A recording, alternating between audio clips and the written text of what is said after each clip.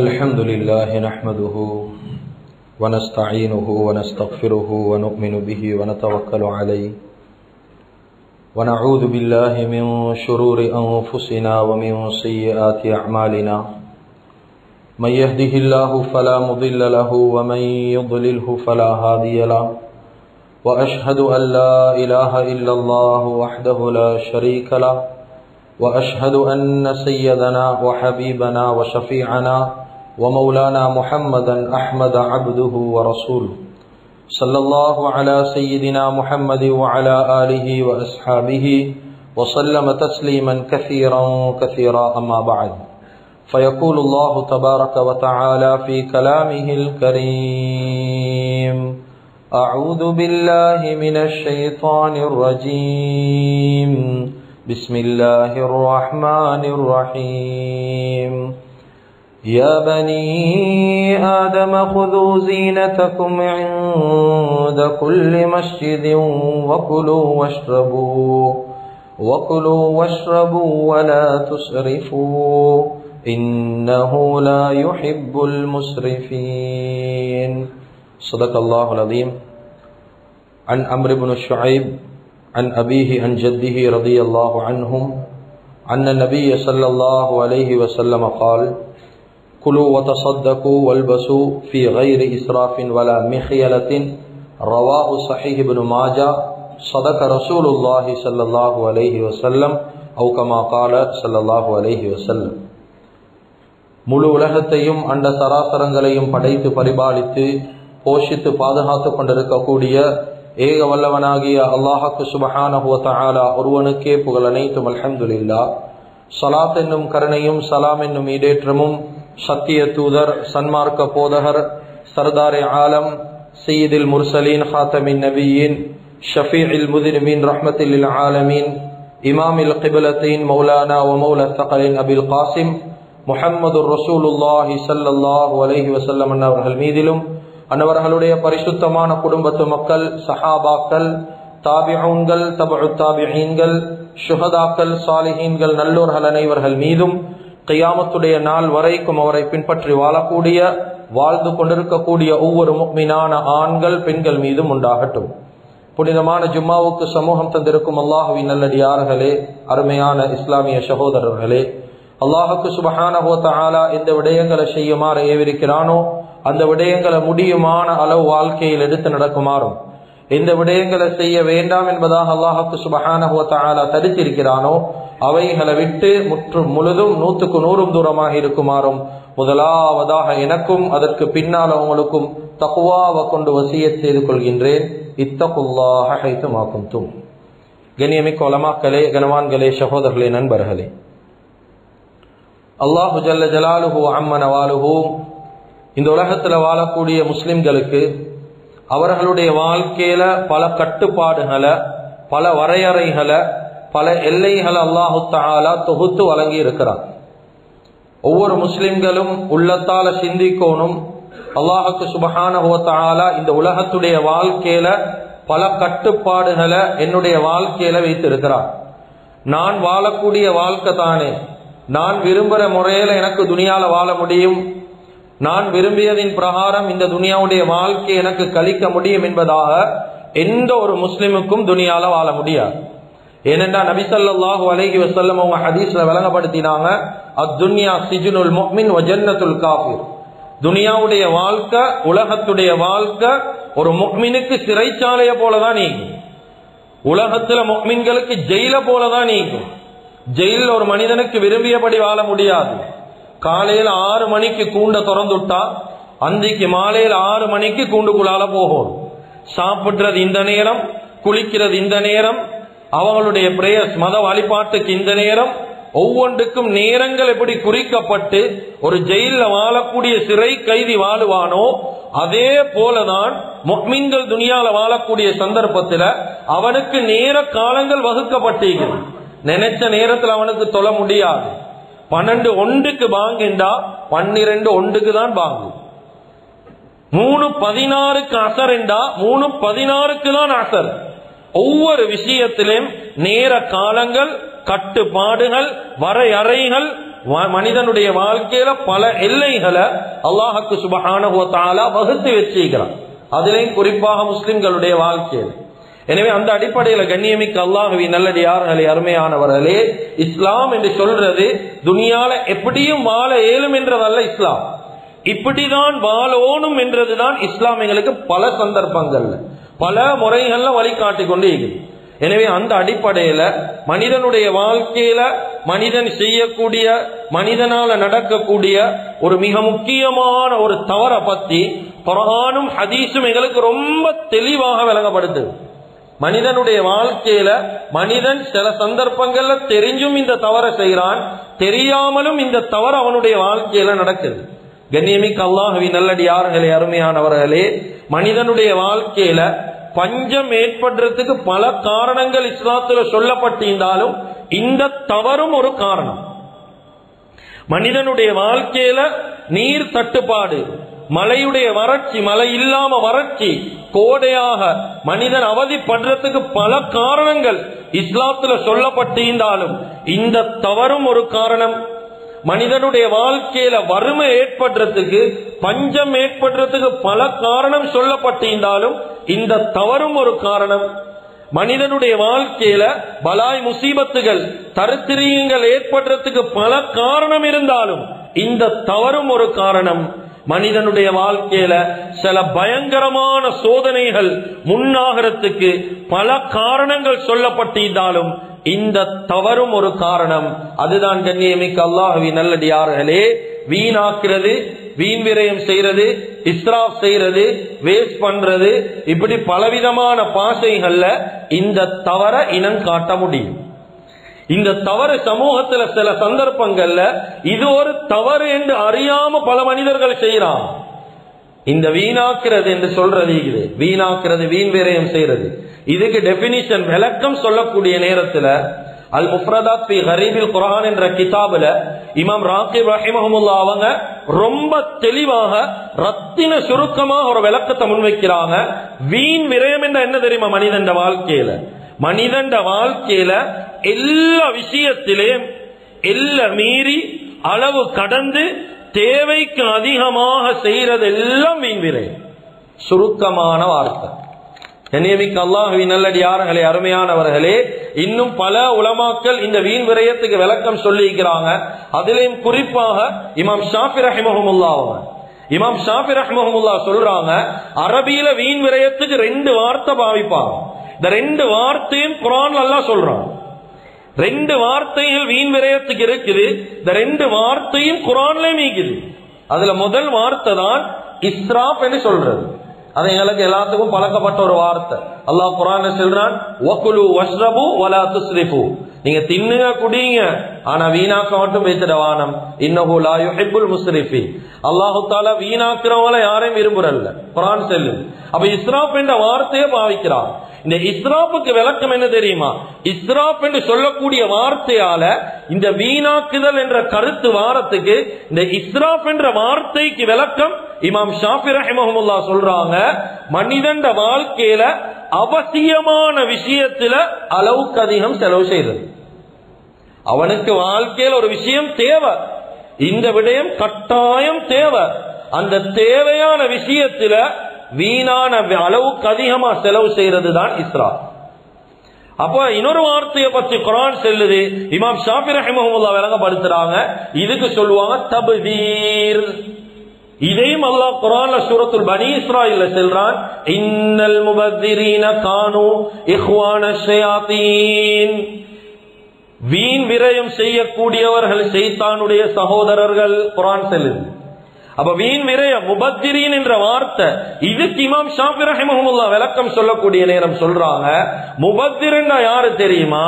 அவனுக்கு அவசியமில்லாத விஷயம், அவனுக்கு தேவையில்லாத விஷயத்துல என்ன சரி ஒண்ட குறைவாக செலவு செஞ்சாலும் அது வீண் தான். சுப்ஹானல்லாஹ். கண்ணியமிக்க அல்லாஹ்வின் நல்லடியார்களே, அருமையானவர்களே, இன்னும் இந்த தப்தீருடைய விளக்கத்தை தஃப்சீருல் குர்துபி, அல் ஜாமி அலி அஹ்காமில் குர்ஆன் இந்த மாதிரி கிதாபுகள்ல பதிவு செஞ்சிருக்கிறாங்க. சுருக்கமா விளங்கப்படுத்துறாங்க. தப்தீர் என்ன தெரியுமா? உங்களுக்கு தேவை இல்லாத விஷயத்துல பணத்தை, நேரத்தை, காலத்தை, வார்த்தைய செலவழிக்கிறது தப்தீர். எல்லாம் ஷைத்தானுடைய சகோதரனா மாற வேண்டி வரும். தப்தீர் என்றதுடைய விளக்கம் எங்களுக்கு தேவையில்லாத விஷயம், எங்களுக்கு அவசியம் இல்லாத ஒரு விஷயத்துல எங்கட நேரத்தை கொடுக்க தேவையில்ல, காலத்தை கொடுக்க தேவையில்ல, எங்கட வார்த்தை அந்த இடத்துல வேஸ்ட் பண்ண தேவையில்லை. ஏன்? அது வாழ்க்கையில எங்களுக்கு அவசியம் இல்லை. அதுல வேஸ்ட் பண்றவங்க ஷைத்தானுடைய சகோதரர்கள் என்பதாக குர்ஆன் ரொம்ப தெளிவா பேசுது. கண்ணியமிக்க அல்லாஹ்வின் நல்லடியார்களே, அல்லாஹ் தஆலா குர்ஆன்ல இபாதுர் ரஹ்மானுடைய தன்மைகளை பேசுறான்.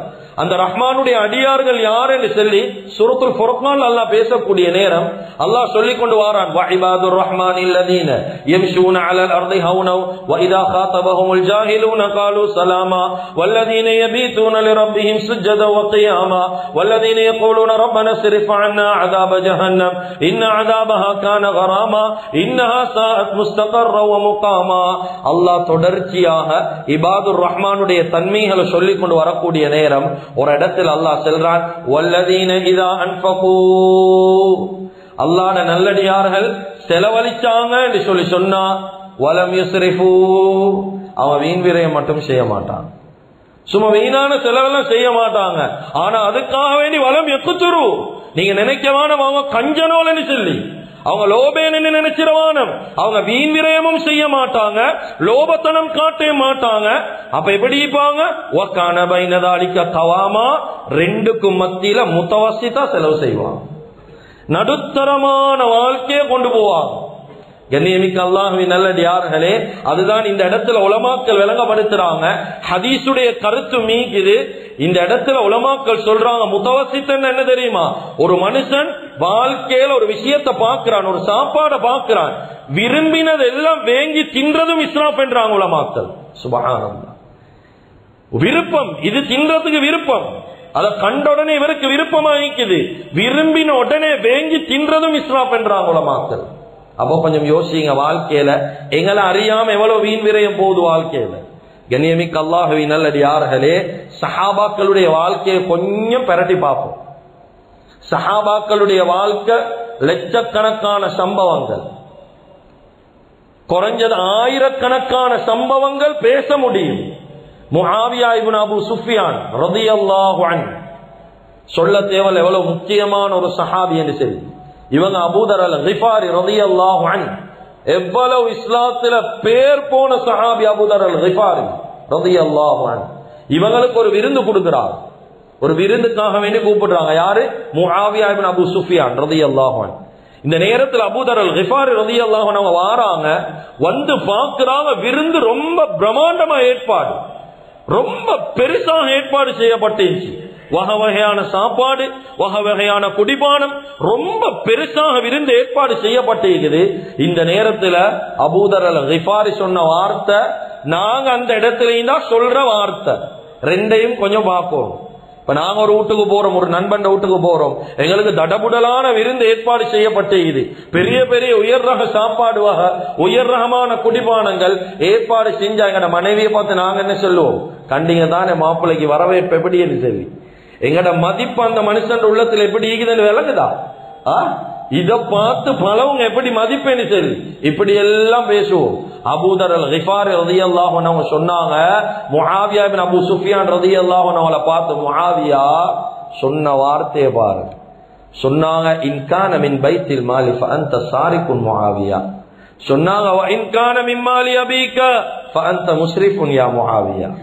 சொன்னாங்க, இந்த சல்லி நீங்க செலவழிச்சிக்கிறீங்களே இந்த விருந்துக்கு சல்லி, இந்த சல்லி பைத்துல் மால்ல இருந்து எடுத்தீங்கன்னா, பொது பணத்திலிருந்து நீங்க எடுத்து இலக்காவே இந்த விருந்து ஏற்பாடு செஞ்சீங்கன்னா, ஃபஅன்த சாரிக், நீங்க ஒரு கள்ளன் என்றா. வார்த்தையை பாருங்க, நீங்க ஒரு கள்ளன் முஆவியா, நீங்க ஒரு திருடன். பொது பணத்திலிருந்து ஒரு தனி மனிதனுக்கு இப்படி செலவழிக்கலாம். அதுக்கு பிறகு சொன்னாங்க, வ இன் கான மின் மாலி அபீக, இது உங்களோட சல்லி, இல்லாட்டி உங்களோட வாப்பட சல்லிலிருந்து வந்த சல்லி, அப்படி என்றாலும் அந்த முஸ்ரிஃப், நீங்க வீணாக்க கூடிய ஒரு மனிதன், ஏத பார்வையில ஊதாரி என்று சொன்னான். கண்ணியமிக்க அல்லாஹ்வின் நல்லடியார்களே, சஹாபாக்கள் இப்படிதான் வாழ்ந்தார். இப்படிதான் ஸல்லல்லாஹு அலைஹி வஸல்லம் சஹாபாக்களை பழக்கினான். இந்த முறையில துனியால வாழுங்க. அபூ உபைதா இப்னு ஜர்ராஹ் ரலியல்லாஹு அன்ஹு நபி ஸல்லல்லாஹு அலைஹி வஸல்லம் இந்த சஹாபிக்கு சொன்னாங்க, அமீனு ஹாதிஹில் உம்மா, ஏட உம்மத்துல மிச்சம் நேர்மையானவங்க அபூ உபைதா ரலியல்லாஹு அன்ஹு. இந்த சஹாபி ஷாம்ல இருந்தார். அந்த நேரத்துல ஷாம்ல நவீன கலாச்சாரங்கள் கொஞ்சம் உருவாகி கொண்டு வந்துச்சு. உமர் இப்னு கத்தாப் ரலியல்லாஹு ஆட்சி. இந்த நேரத்துல உமர் இப்னு கத்தாப் ரலியல்லாஹு ஷாம்ல இருக்கிற அபூ உபைதா ரலியல்லாஹு அன்ஹு அவங்களுக்கு சொன்னாங்க, அபூ உபைதா, ஒரு நாள் நான் திடீரென உங்களோட வீட்டுக்கு வருவேன், வந்து பாப்பன் ஷாம்ல உருவாகிற நவீன கலாச்சாரங்கள் ஏதாவது உங்களோட வீட்டுல ஈக்குதான்னு பாப்பன். அப்படி ஈந்தேன்னா உங்களுக்கு எதிராக தண்டனை கிடைக்குமே. சொன்னா வேண்டிய டைம் வாங்க, பிரச்சனை இல்ல. இந்த நேரத்தில் அபூ உபைதா இப்னு ஜர்ராஹ் ரலியல்லாஹு அன்ஹு வீட்டுல ஈக்கிறாங்க. உமர் ரலியல்லாஹு திடீரென்று வீட்டுக்கு போறாங்க ஷாமுக்கு. போயிட்டு பார்த்தா அபூ உபைதா இப்னு ஜர்ராஹ் ரலியல்லாஹு ஒரு மூலையில உட்கார்ந்து கொண்டு ஈக்கிறாங்க, குர்ஆனை கையில வச்சு கொண்டு ஈக்கிறாங்க.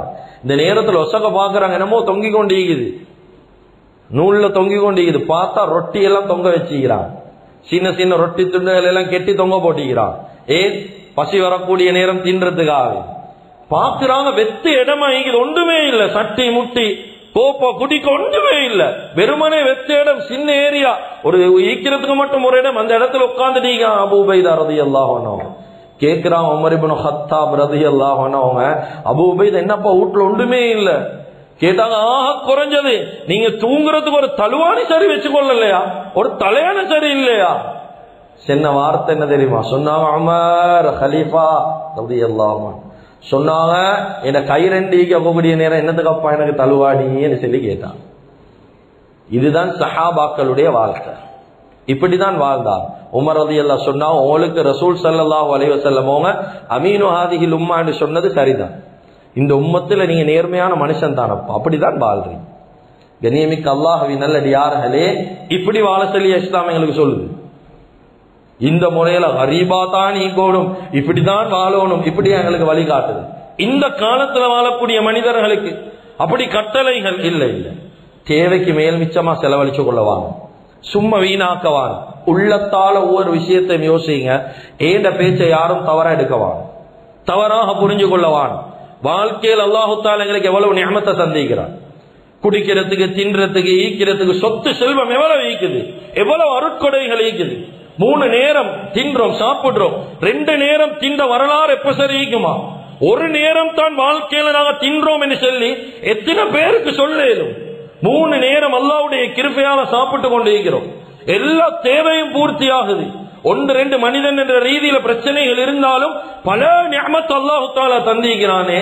ஆக குறைஞ்சது உள்ளத்தால யோசிங்க, நான் அன்றாடம் சாப்பிடக்கூடிய சாப்பாட்டுடைய விஷயத்துல சரி ஏண்ட வீண் விரயம் எப்படி இருக்குது என்று யோசிங்க. 4 பேர் தின்றதுக்கு 10 பேரு வீட்டுல சமைக்கப்படுவது, ஆக்கப்படுவது. அந்த 10 பேருடைய சாப்பாடு இரவுல ஒரு அவுட்டிங் போனோம் என்றா வெளியில போய் சாப்பிட்டா அந்த சாப்பாடு அப்படியே பேலன்ஸ். அதை நாங்க கொடுக்கறதும் இல்ல, ஒரு சதக்கா கொடுக்கறதும் இல்ல. அதை எப்படி அப்படியே ஃப்ரிட்ஜில் ஸ்டோர் பண்ணிடுவோம், ஃப்ரிட்ஜில் அப்படியே வச்சிடுவோம். அது அப்படியே சில நேரத்தில் மறக்குது. 2-3 நாளைக்கு பின்னால வெளியே எடுப்போம். இப்ப இது பழைய கறி, இது சாப்பிடலாம், ஏன் வயிற்றுக்கு சரியில்லை, அதனால இதை தூக்கி நாங்க வீசிடுவோம். இப்ப அது அப்படியே மறக்குது. சரி, வெளியில போயிட்டு நாங்க மீன் விரயம் செய்ய தின்னுவோம் என்று பார்த்தா அங்கே மீன் விரயம். எப்படி ரெஸ்டாரண்ட்ல ஆர்டர் பண்றோம் அளவுக்கு அதிகமா. சிலவங்க கண் பசி ஆர்டர் பண்றது, பசி இல்ல உண்மையில, சும்மா பார்த்தா என்ன சரி, சும்மா இதுக்காக வேண்டி ஆர்டர் பண்றாங்களே. இப்படி ஆர்டர் பண்றாங்க, மேல் மிச்சம் அங்க இருந்து கொண்டு தின்னலாம். அதை எடுத்துக்கொண்டு வீட்டுக்கு வராங்க, ஃப்ரிட்ஜுக்கு போகுது, 2-3 நாளைக்கு பின்னால குப்பைக்கு போகுது. இந்த காலத்துல எங்களுக்கு பார்க்கலும் சிஎம்சி கரத்தையோர் எல்லாம் அதிகமா குப்பைகள், தேவை இல்லாத விஷயங்கள் போடப்படுறதை விட தேவையான சாப்பாடு நிறைஞ்சி. கண்ணியமிக்க அல்லாஹ்வின் நல்லடியார்களே, கசப்பாக இருந்தாலும் இந்த உண்மையை கபூல் செய்யணும். வாழ்க்கையில நாங்க இதுக்கு நாங்க கோவிக்கலாம், இதை கபூல் செய்யணும். நாங்க வாழ்க்கையில எவ்வளவு ஒவ்வொரு நாளும் உணவு பண்டங்கள் வீணாக்கப்படுவது. கண்ணியமிக்க அல்லாஹ்வின் நல்லடியார்களே, வீணாக்கக்கூடிய நேரம் சிந்திங்க. ஒவ்வொருத்தரும் வாழ்க்கையில யோசிங்க. வெளியில இருக்கக்கூடிய பல பேருடைய பட்டினி சாவுக்கு நாங்க செய்யக்கூடிய வீண் விரயம் பெரிய ஒரு காரணம். இதை மறக்கல கண்ணியமிக்க அவர்களே. ஒவ்வொருத்தரும் இதை சிந்திக்கலாம். கண்ணியமிக்க அல்லாஹ்வின் நல்லடியார்களே, அருமையானவர்களே, அண்மையில கூட ஒரு 2-3 நாட்களுக்கு முன்னால இன்னமும் அந்த வீடியோ வைரல் ஆகிக்கொண்டு இருக்குது என்று நினைக்கிறேன். ஒரு சிறுமியுடைய வீடியோ. ஒரு ஸ்கூல்ல இருந்து கொண்டு ஒரு ஆசிரியருக்கு அந்த சிறுமி வாக்குமூலம் கொடுக்கிறார். என்ன தின்னுட்டு வந்தீங்க, என்ன சாப்பிட்டு வந்தீங்க, அத ஒரு சகோதரன் வீடியோ எடுத்து போட்டிருக்கிறார். அந்த சிறுமி 2 நேரம் தின்னாம தண்ணிய குடிச்சிட்டு ஸ்கூல்ல இருக்கிறார். ஸ்ரீலங்கால வெளியில் அல்ல. அந்த வீடியோ வைரல் ஆகி அந்த சிறுமிக்கு தேவையான அத்துணை உதவிகளும் செய்யப்படுவது. நான் சும்மா செல்றேன். அந்த சிறுமியுடைய விடயம் வெளியே தெரிஞ்சதால் இவ்வளவு உதவி. ஆனா அத போல வாய் திறந்து சொல்ல இயலாத எவ்வளவு பேர் இருப்பான். 2 நேரம் சாப்பிட்டு கொண்டு 1 நேரம் தின்னேலா பசியில அன்றாடமாக்கக்கூடிய ஆணத்துக்கு தக்காளி வேங்க இயலாத அளவுக்கு ஏழைகள், பரம ஏழைகள் ஸ்ரீலங்காவில் இருக்கிறார். கண்ணியமிக்க அல்லாஹ்வின் நல்லடியார்களே, அருமையானவர்களே, வாய் திறந்து சொல்ல வெட்கம், வாய் திறந்து சொல்ல கஷ்டம், வாய் திறந்து கடன் கேட்டுக்கொள்ளலாம். என்ன நினைப்பாங்களோ தெரியா. இவர்களுடைய ஒரு பங்கையும் சேர்த்து தான் நாங்கள் எல்லாரும் வீணாக்குறோம். இவர்களுடைய ஒரு பங்கும் தான் எங்களால வீணாகுது. கண்ணியமிக்கவர்களே, காலையில் ஒரு சாப்பாடு, பகலுக்கு ஒரு சாப்பாடு, இரவுக்கு ஒரு சாப்பாடு, அந்தி நேரத்தில் ஸ்நெக் என்ற ரீதியில, அதே போல டீ என்ற ரீதியில, இப்படி ஒவ்வொரு நாளும் எங்கட வயிறு நிரம்பிக் கொண்டிருக்குது. நாம கொஞ்சம் சிந்திக்கணும். சுத்தி இருக்கக்கூடிய எவ்வளவு மனிதர்கள், எவ்வளவு ஏழைகள், கொஞ்சம் வெளியில தலைய போட்டு பாருங்க. எவ்வளவு மிஸ்கீன்கள், பக்கீர்கள் ஈக்கிறாங்க. இவங்க எல்லாம் வாழ்க்கையில விரும்பி மிஸ்கீனா மாறின மக்களா? சரியான எனக்கு விருப்பம் மிஸ்கீனா ஈக்க அப்படி சொல்லி மிஸ்கீனா ஈக்கிறாங்களா? அடுத்தவங்களுக்கு இதை கையேந்திரது எனக்கு விருப்பம் என்று சொல்லி விருப்பத்தோட ஈக்கிறாங்களா? இல்ல. உலகத்துடைய நிலைமை அல்லாஹ் பேலன்ஸ் பண்ணணுமே. எல்லாத்தையும் மேலையா வச்சா அந்த உதவி செய்யறதுக்கு யாரும் இல்லை. எல்லாத்தையும் பணம் படைத்தவர்களா வச்சா அந்த இடத்துல ஏழைகள் யாரும் இல்லை, கொடுக்கறதுக்கு யாரும் இல்லை. உலகத்துடைய நிலைமை பேலன்ஸ் ஆகணும். குர்ஆன் சொல்லுது, லியத்தகித பஅதுஹும் பஅதா, உங்களுக்கு மத்தியில ஏற்ற தாழ்வுகளை நான் தான் உண்டாக்கி வச்சிருக்கிறேன். ஏன்? உலகத்துடைய நிலைமை பேலன்ஸா போகும். அப்ப கண்ணியமிக்க அல்லாஹ்வின் நல்லடியார்களே, ஒரு விதத்துல கசப்பான ஒரு உண்மை, இங்க இருக்கக்கூடிய எல்லா மிஸ்கீன்களும் இப்படி ஒரு நிலைமைக்கு தள்ளப்படுறதுக்கு நாங்களும் நீங்களும் ஒரு பெரியோர் காரணமாக இருக்கிறோம். இது மறுக்க முடியாத ஒரு கசப்பான உண்மை. கண்ணியமிக்கவர்கள், எவ்வளவு இடங்கள்ல உணவுகள் வீணாக்கப்படுவது, பணங்கள் வீணாக்கப்படுவது, வைபவங்கள், விசேஷங்கள், கல்யாணங்கள் வந்தா அந்த டாபிக்ல பேசல. ஆனா சொல்ல வேண்டிய தேவை, கல்யாணங்கள் எவ்வளவு வீணாக்கப்படுவது, ஒரு கல்யாணத்துக்கு எவ்வளவு செலவழிக்கிறான். ரசூல் ஸல்லல்லாஹு அலைஹி வஸல்லம் அதுதான் சொன்னாங்க, எந்த வலிமால பணக்காரர்கள், செல்வம் படைத்த மனிதர்கள் அதிகமாக ஈப்பாங்களோ அது கெட்ட வலிமாண்டாங்க ஸல்லல்லாஹு அலைஹி வஸல்லம். இதனுடைய கருத்து என்ன? செல்வந்தர்கள் எல்லாம் புறக்கணிக்கப்படணும் என்றது கருத்தா? அது இல்ல கருத்து. அவங்க எல்லாம் நிக்காக்கு வரக்கூடாது, செல்வந்தர்கள் யாரும் வரக்கூடாது என்றது அல்ல கருத்து. எங்கட தரத்தீப் என்ன தெரியுமா? துனியால யாருக்கு சாப்பாடு தேவையில்லையோ அவங்கள முன்னுக்கு கூப்பிட்டு கொடுக்கிறோம்.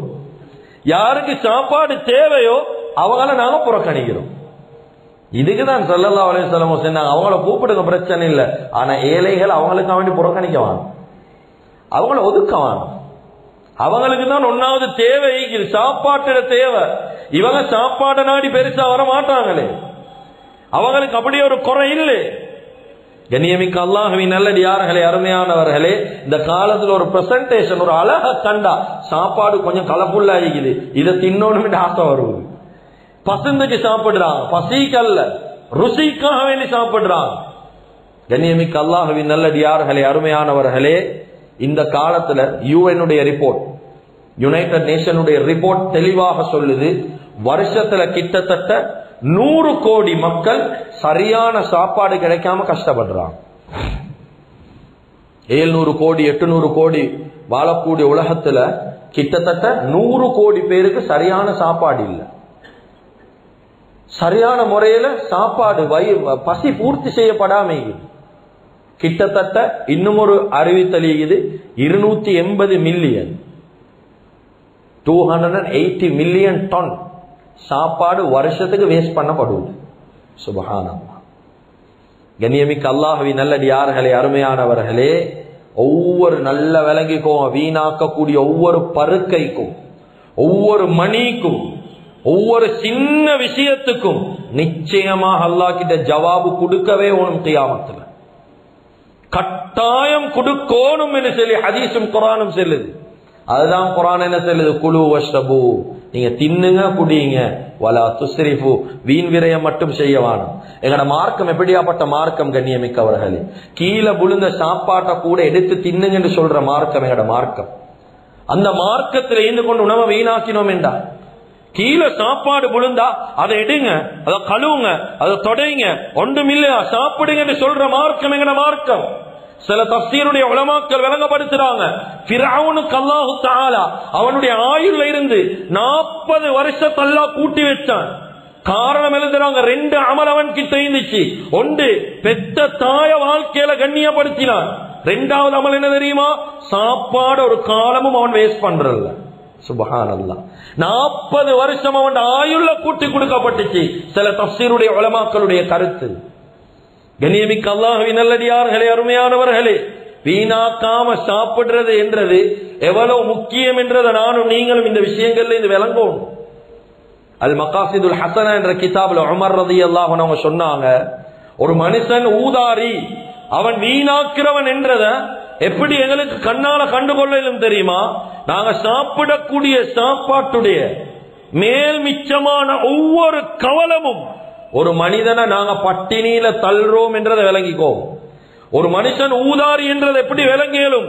கஃபா சரஃபன் அல்லா யஸ்தஹி ரஜுலுன் ஷைஅன் இல்லஸ்தராஹு ஃபஅகலஹு, அவனுக்கு போதுமானதை விட மேல் மிச்சமாக அவன் எடுக்கிறானா, அவன் ஊதாரி வாழ்க்கையில அவன் வீணாக செலவழிச்சு கொண்டிருக்கிறான்.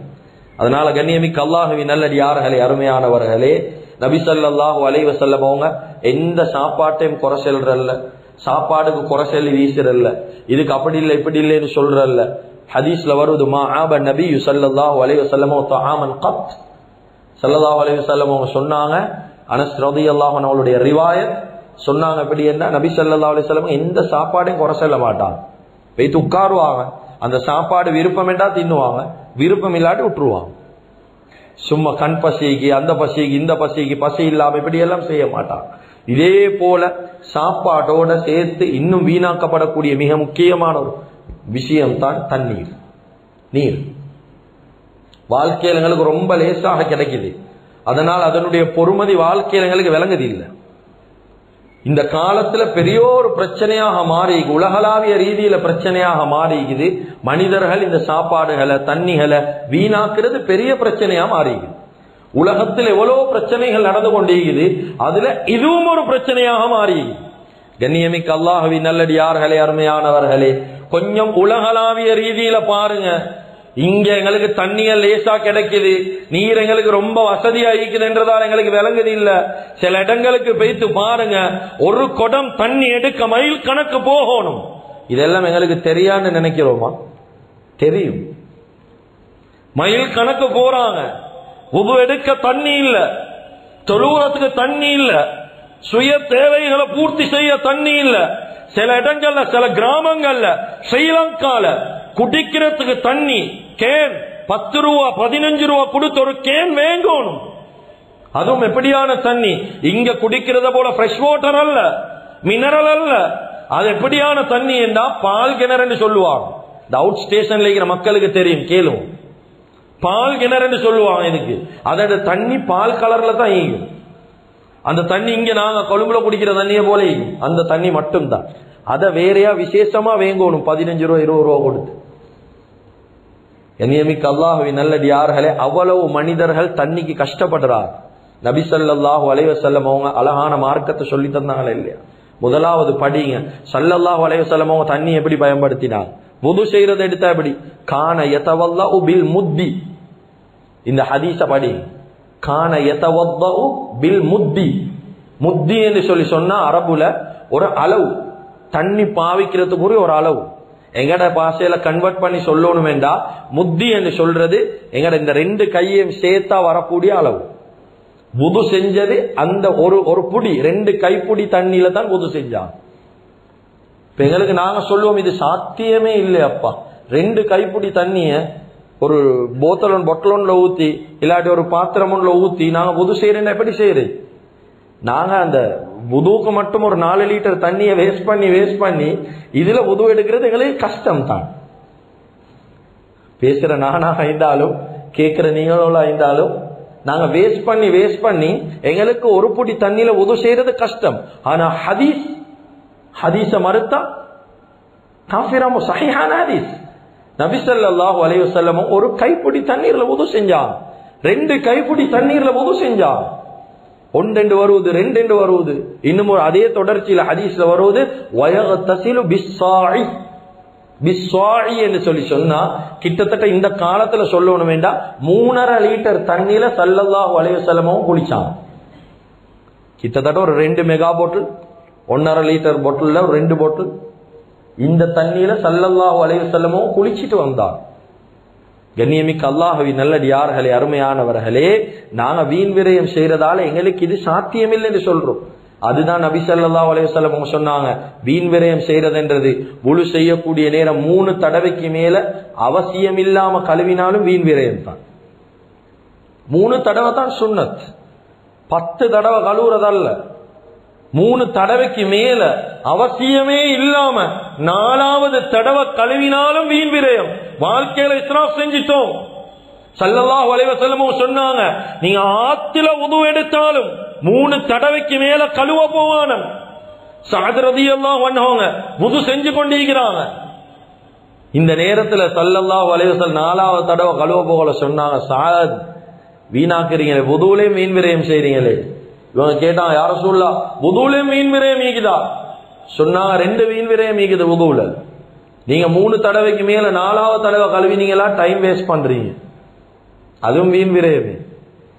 சொன்னாங்க, 4வது தடவை கழுவுறதால தண்ணீரை வீண் விரயம் செய்றீங்க. 3 தடவை தான் சொன்னாங்க. கண்ணியமிக்க அல்லாஹ்வின் நல்லடியார்களே, பள்ளிகள்ல எவ்வளவு போட் போட்டும் வேலை இல்லை. எத்தனை போட் போடப்படுவது? ஒரு வுது செய்யறதுக்கு எவ்வளவு தண்ணி பரா ஊத்தி ஊத்தி ஊத்தி டாய்லெட் உள்ள ஈந்தா ஊத்தி ஊத்தி ஊத்தி ஊத்தி ஊத்தி ஊத்தி. கண்ணியமிக்க அல்லாஹ்வின் நல்லடியார்களே, அருமையானவர்களை விளங்கிக் கொள்ளும். இது எங்களுக்கு தெரியாம நடக்கிற பாவங்கள். எங்களுக்கு தண்ணீர் இருக்குது, அதனால விளங்குது இல்ல வாழ்க்கையில்.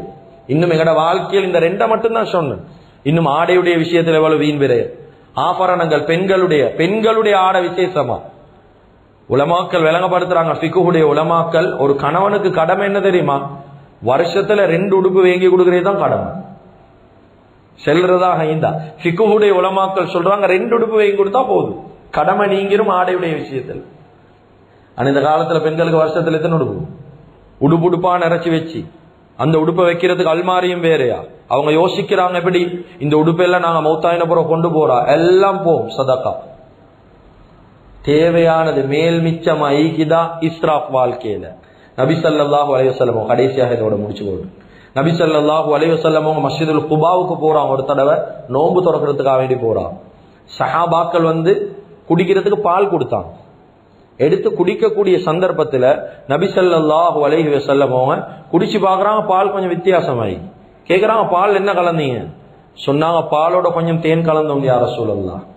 சொன்னாங்க, நீங்க வீண் விரயம் செஞ்சிட்டீங்க. பாலோட தேனை கலக்கிறதும் பிழை இல்லை, தேனோட பாலை கலக்கிறதும் பிழை இல்லை இஸ்லாத்துல. அப்ப என்ன வீண் விரயம் அந்த இடத்துல? தேன்ன்றது வேற, பால்ன்றது வேற, 2ஐயும் வேற வேற நேரத்துல பிடிச்சி கேளுமே, 2ஐயும் ஒண்டா போட்டு வேஸ்ட் பண்ணிட்டீங்களேன்னு சொல்லி சொன்னாங்க. அந்த அளவுக்கு ஸல்லல்லாஹு அலைஹி வஸல்லம் வலியுறுத்தினாங்க வீணாக்குறது. கண்ணியமிக்க அல்லாஹ்வின் நல்லடியார்களே, அந்த இடத்துல இது சொன்னாங்க 2 மிக முக்கியமான விஷயங்கள். வாழ்க்கையில யாரு நடுநிலைமையான செலவை கையாளுவாங்களோ, கோடிக்கணக்கான சொத்தீகுது, லட்சக்கணக்கான சொத்தீகுதுன்றதுக்காக ஊதாரியா இல்லாம நடு நிலைமையா முத்தவசித்தா லோபத்தனம் காற்றல், அதுக்கு நடு நிலைமையா யாரு செலவழிப்பாரோ அல்லாஹ் மௌத்தாக கூடிய நேரம் அவரை செல்வந்தனா மௌத்தாக்குவான். அதே போல யார் வாழ்க்கையில ஈக்கிது சொத்து செல்வம், நான் சம்பாதிச்சது நான் செலவழிப்பன் வேண்டிய மாதிரி என்பதாக ஒரு கட்டுப்பாடு இல்லாம வீண் விரயம் செய்வாரோ, மௌத்துடைய கட்டம் நாங்க பிச்சைக்காரனாக்கித்தான் அவரை மௌத்தாக்குவோம். ஹதீஸுடைய கருத்து. கண்ணியமிக்க அல்லாஹ்வின் நல்லடியார்களே, அதுக்கு உதாரணம் 800 வருஷங்கள் ஆட்சி செஞ்சவங்க யாரு? இந்தியாவுடைய மன்னர்கள், முகலாயர்கள். இப்ப கூட இந்தியால பல மாநிலங்கள், குஜராத் மாநிலம் இத போல பல மாநிலங்கள்ல இந்த முகலாய மன்னர்களுடைய பரம்பரையில வந்தவங்க ரோட்ல பிச்சை எடுக்கிறான் என்பதாக வரலாறு சொல்லுது. 800 வருட ஆட்சி ஸ்பெயின்ல முஸ்லிம்களுடைய எவ்வளவு பெரிய ஆட்சி. இந்த ஸ்பெயின் கண்ணியமிக்க அல்லாஹ்வின் நல்லடியார்களே, அந்த பரம்பரையில வந்தவங்க, ஆட்சி செய்தவர்களுடைய பரம்பரையில வந்தவங்க, முன்னோர்கள் செய்த வீண் விரயம் அவங்களோட பரம்பரையில ஈக்கக்கூடிய இப்ப கூட அவங்களுடைய பிள்ளைகள் பிச்சை எடுக்கிறாங்க என்பதாக வரலாறு சொல்லு. காரணம் என்ன தெரியுமா? வாழ்க்கையில ஊதாரியா செலவு செய்யுது. எங்ககிட்ட எங்கட காசு, எங்கட பணம், எங்கட காசும் அல்ல, எங்கட பணமும் அல்ல.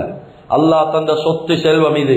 கியாமத்துடைய நாள் ஒரு கேள்வி இருக்குது, எப்படி சம்பரிச்சாய், எப்படி செலவு செஞ்சாய்? ஏன் துனியால் அல்லாஹு தஆலா ஒவ்வொரு மனிதனையும் பணம் படைத்த மனிதனா படைக்கிறது அவனை கெட்டித்தனம் அல்ல. கேட்டா சொல்லு, எங்கட வாப்பட அப்பட வாப்பாக்கு அப்பாக்கு கொடுத்தது ரப்புல் ஆலமீன் அல்லாஹ். துனியால வச்சிருக்கிறது உங்களுக்கு ஈக்கிதா?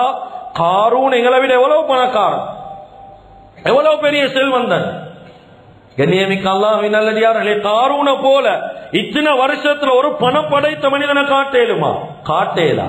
அல்லாஹ் 4 நிபந்தனை சொன்னான். அதுல உண்டு, வஹ்சின் கமா அஹ்ஸனல்லாஹு இலைக், உனக்கு எப்படி நான் தந்திக்கிறனோ அத போல நீ அடுத்தவர்களுடைய விஷயத்திலேயும் கவனி, ஏழை எளியவர்களுடைய விஷயத்திலேயும் கவனி. அவர்களுடைய சும்மா வீணாக்குறல பணத்தை. கண்ணியமிக்க அல்லாஹ்வின் நல்லடியார்களை வீணாக்கினா இப்படியான நிலைமைகள் வரும் என்றதுல சந்தேகம் இல்லை. எனவே எந்தெந்த விஷயங்களை பேசினோமோ கேட்டோமோ இஹ்லாஸோட இஸ்திக்லாஸோட மௌத் வரைக்கும் அமல் செய்யக்கூடிய பாக்கியத்தை அல்லாஹ் தஆலா நம்ம அனைவர்களுக்கும் வழங்குவானாக. எங்களோட பாவங்களை மன்னிப்பாயாக. எங்களை பெற்று வளர்த்து ஆளாக்கி எங்களுடைய அன்பு தாய் தந்தைகள் என்று சொல்லக்கூடிய அந்த சீதேவிகளுடைய பாவங்களை மன்னிச்சிடியா அல்லாஹ். யாருடைய தாய் தந்தையெல்லாம் கபராளிகளாக வாழ்ந்து கொண்டு இருக்கிறாங்களோ அவருடைய கபர்களை விசாலமாக்கி வைப்பாயாக. சுவர்க்கத்துடைய பூஞ்சோலை ஆக்குவாயாக. நரகத்துடைய படுகொலி ஆவதை விட்டு பாதுகாப்பாயாக. யாருடைய தாய் தந்தை எல்லாம் இன்னும் ஹயாத்தோட துனியால வாழ்ந்து கொண்டு இருக்கிறாங்களோ அவங்களுக்கு ஆஃபியத்தான ஆரோக்கியமான நீண்ட ஆயுள் நசீபாக்குவாயாக. எங்களுடைய இறுதி முடிவை நல்லதாக்கி வச்சிடுவாயாக. லா இலாஹ இல்லல்லாஹ் முஹம்மது ரசூலுல்லாஹ் என்ற கலிமாவோடு எங்களுடைய ரூஹ்களை கைப்பற்றிடுவாயாக. வ ஆகிரு தஅவானா அனில் ஹம்துலில்லாஹி ரப்பில் ஆலமீன்.